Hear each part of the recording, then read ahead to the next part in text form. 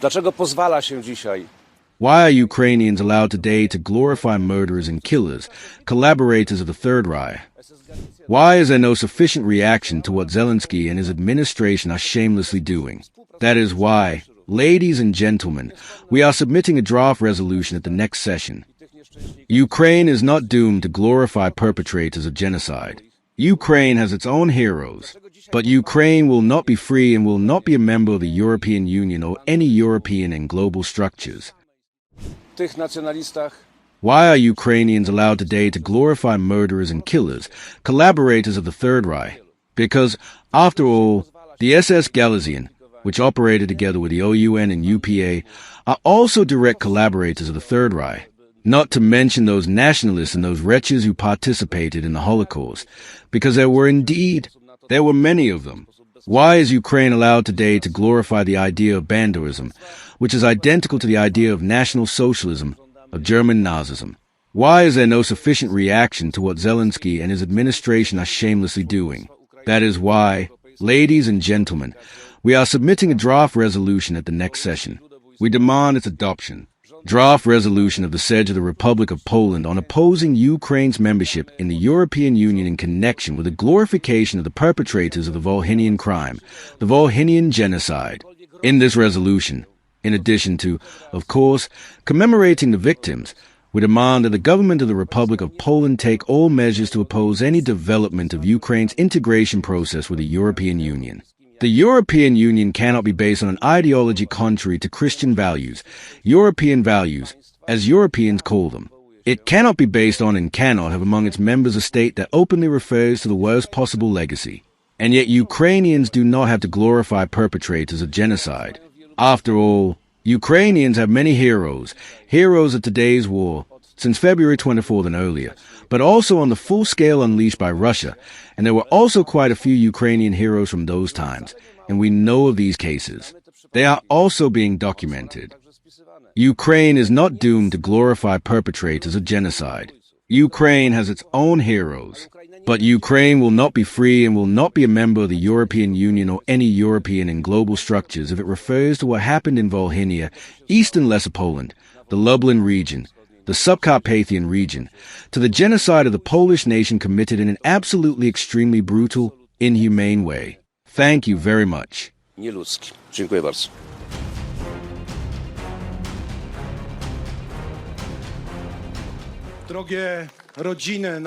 Dear families of our heroes today, victims, dear Director of the Institute of National Remembrance, Professor, I thank you all, dear ladies and gentlemen, for the enduring memory.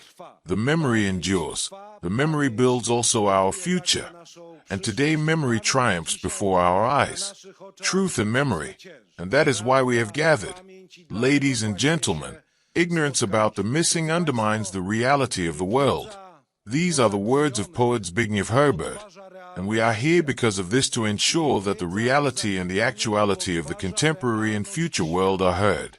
Because we do not agree to forget about the 120,000 Poles, civilians, women, children brutally murdered by Ukrainian nationalists.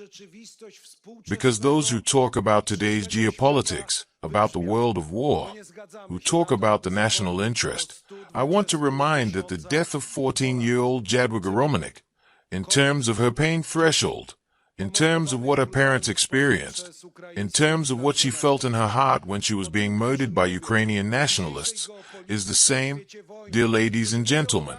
The death that 14-year-old Ukrainians are experiencing today at the hands of bandits of the Russian Federation. How do these deaths differ? Is the death from yesterday somehow gentler than the death of tomorrow? The tears and suffering of families, the pain. Therefore, we must speak clearly, ladies and gentlemen. Yes, the memory, history, and truth about the Volhynian genocide shapes the future. We are here for the past, but also for the future, the one that is here with us, for our children. Someone asks, my dear ones, someone will ask the question, how did it happen that a neighbor could kill a neighbor? How did the Volhynian massacre occur? How did it essentially happen when in pre-war Poland, before the year 1939, in this republic, in the Second Republic, there were over 5 million Ukrainians living, who were citizens of the Republic. Out of these 3,000 residents of Redruze, there were more Ukrainians than Poles, citizens of Poland of Ukrainian origin. These 5,200,000 people lived together. They lived here in Redruze next to each other and with each other. They were able to live together. Was the Second Polish Republic a paradise for Ukrainians? It was not. There were many normal tensions on the scale of national minorities.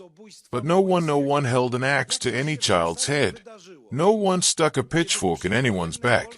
There were problems that are inherent to all minorities. They existed then, and they exist today, and they will exist in the future. But they lived next to each other and lived with each other. Ukrainian nationalism was evil, and to these symbols we do not consent. My dear ones, may God grant eternal peace and rest to all the victims of the Volhynia genocide. May He watch over the wonderful families. May God grant wisdom to the leaders of the world and of Poland, and Ukraine, and all of Europe. Let us never, dear ladies and gentlemen, confuse reconciliation with amnesia, reconciliation with forgetting. We need today truth, memory for a better future in the 21st century, without genocidists and without genocidal symbols. May God bless Poland. Long live Poland.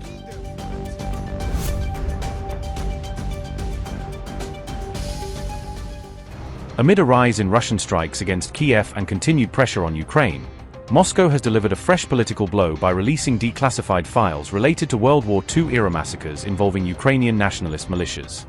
Russia released the declassified documents, claiming they reveal details about wartime activities carried out by Ukrainian nationalist groups and their alleged involvement in violence against civilians during the Second World War period.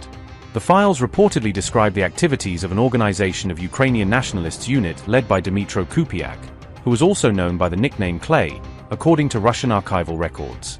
Russian documents claim that the unit carried out attacks against Polish and Soviet nationals, accusing the group of killing civilians and targeting villages during the conflict.